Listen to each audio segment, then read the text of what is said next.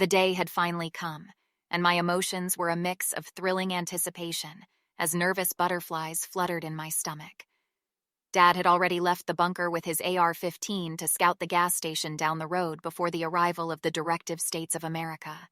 He wanted to ensure our safety and put Mom at ease. Dad leaned close to whisper, "Kat, bring your pistol just in case. There were some looters down the road." As we sat in tense silence, the anticipation grew, and our nerves became more pronounced. Suddenly, the radio chimed, breaking the stillness. "DSA, open up." Dad swiftly opened the hatch, and Mom grabbed my hand tightly. Her grip betrayed a mix of fear, nerves, and perhaps even a hint of excitement. I, on the other hand, was filled with a contagious excitement that made it difficult to recall the warmth of daylight or even scent of flowers on a gentle breeze. Dad left the barn door open. I was like a deer in headlights, stumbling up the steps, revealing my childhood car, rusted and stripped bare. It had seen better days. 2 black SUVs waited, manned by 6 armed guards. With Mom's hand in mine, I cautiously stepped out of the bunker, pulling her along. I looked back at Dad, who stood proudly, his grin stretching from ear to ear, as if these were my very first steps all over again. One of the men stepped forward, his authoritative presence palpable.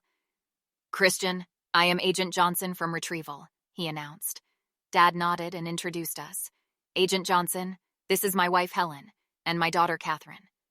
We offered a timid wave, acknowledging their presence. 2 agents abruptly stormed past us, making their way into the barn and then the bunker. Dad's voice echoed with concern. "What are they doing?" Sensing our confusion, Agent Johnson approached and calmly explained. "Lower your guns, sir. We can't have them in the DSA." Dad placed his hands on his rifle, his frustration evident. "What about the Constitution? There's a Second Amendment? And what are your men doing? The Fourth Amendment?" he challenged. Agent Johnson let out a sigh, realizing the need for explanation. "We can't leave resources for the nomads. We'll take everything back with us," he replied. Mom's anger boiled over, and she retorted, "So you're robbing us?" Agent Johnson attempted to diffuse the tension. "No, it's payment for joining the new Directive States of America." Dad muttered, annoyed but resigned. "Fine, honey. At least we'll be safe there." Reluctantly, he lowered his gun. I was about to ask if they wanted mine too, but Mom stopped me, whispering, "Don't. Keep it a secret." I obediently lowered my hand. Agent Johnson approached us once more, his tone more conciliatory. "You 2 in ride 1, her?" he pointed at me. "In ride 2. Dad's voice erupted with defiance. "We aren't splitting." In a sudden and alarming turn of events, 2 agents grabbed me, their grip tight and unyielding. Panic coursed through my veins as I protested, "Get your hands off me." Mom fought back with fierce determination, her voice filled with desperation. "Take your hands off her." But our pleas fell on deaf ears, and we were overpowered. I was forcefully dragged into the back of the SUV. In the chaos, I glimpsed Dad reaching for his rifle. The sound of Agent Johnson's voice crackled through the car radio, sending shivers down my spine. "We have the girl. Finished off the parents. Hurry up." The realization hit me like a punch to the gut. "Mom! Dad!" I screamed, my cries drowned out by the chilling sound of gunfire. The bodies of my beloved parents crumpled, lifeless, in the dirt. Anger surged within me, and without hesitation, I reached for my Glock. At close range, the first 2 men I shot had no chance, their lives quickly extinguished. Agent Johnson, in a desperate move, took cover behind our rusty car. "What? The idiots didn't frisk her!" he exclaimed in shock. My hands trembled, my panic uncontrollable as I crouched behind the SUV. I wanted to run to Mom and Dad, to be by their side, but I knew I couldn't. Suddenly, without warning, a hail of gunfire erupted from the nearby hill. Strangers were firing upon Agent Johnson's location, their urgent shouts filling the air. "Hey, hey, you there, woman!" Overwhelmed by fear, I covered my ears, cowering in terror. The screeching of wheels pierced the chaos as Agent Johnson fled in the lead SUV. The strangers cautiously approached me, their guns lowered, their expressions softened. "Easy now. Lower your weapon." one of them said gently. Another added, "Stop it. Can't you see she's scared?" A woman, introducing herself, reached out to comfort me. "Hey, I'm Ellie. Who were they?" she asked, her voice filled with empathy.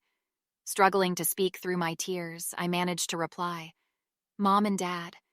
Ellie's face contorted in anguish as she uttered, "Christ, I'm sorry. I'm sorry for your loss." Gradually regaining some composure, I noticed the strangers assessing the bodies of the fallen DSA agents. I spoke up, my voice filled with urgency. "Wait, there are 2 more inside our bunker." The strangers immediately readied their guns, determination etched on their faces. Ellie grabbed my hand, her touch reassuring, and said, "We're going in." Grateful for their support, I nodded, a glimmer of hope starting to emerge. "Thank you," I whispered to Ellie. "It's going to be okay now." As we waited for the strangers to clear the bunker, Ellie asked me a question, trying to provide a sense of normalcy amidst the chaos. "Hey, what's your name anyway?" I took a deep breath, wiping away my tears, and replied, "Katherine." Ellie smiled warmly and assured me, "Don't worry, sweetie. We don't mean no harm." The sound of gunfire jolted me back to the present, and I listened as the strangers swiftly eliminated the remaining agents. Overwhelmed with grief, I knelt by my parents' lifeless bodies, seeking solace in Ellie's shoulder. The strangers began loading our belongings into DSA's SUV. I guess it was now their car. The group's leader approached, his eyes filled with sorrow. "I'm sorry for your loss, but we need to keep moving," he said solemnly. Ellie protested, her voice laced with defiance. "Not now, Tony." But Tony remained resolute, knowing the harsh reality of their world. "Yes, Ellie, now. We need this gear," he explained, his gaze shifting towards me. "We will bury your parents. Afterward, you're welcome to join us. Or, if you prefer, we'll leave behind enough gear for a month or so until you decide to move on." Ellie interjected, her tone gentle yet firm. "Tony, give her a minute." Grateful for their understanding, I leaned in closer to Ellie and whispered, "Okay, it's fine. I'll go with you." With heavy hearts, the strangers buried my parents, their names forever etched into the chestnut tree near the barn. Ellie and I cleaned them up as best we could, offering them a final farewell. As the last shovel of dirt fell upon the graves, I took a deep breath, ready to embrace the uncertain future that awaited me. Ellie asked me to sit next to her, a gesture of companionship and support. "How long have you guys been in there for?" she inquired, a genuine curiosity in her eyes. Overwhelmed by a mix of sorrow and newfound hope, I replied, 17 years, from the day the mist began." Ellie in awe. "Sweet Jesus, no wonder you didn't know about the DSA." She smiled warmly and reassured me. "But don't trouble yourself with them now. You're going to like your new home, Katherine. I can feel it." And in that moment, despite the pain and loss, I allowed myself to believe her.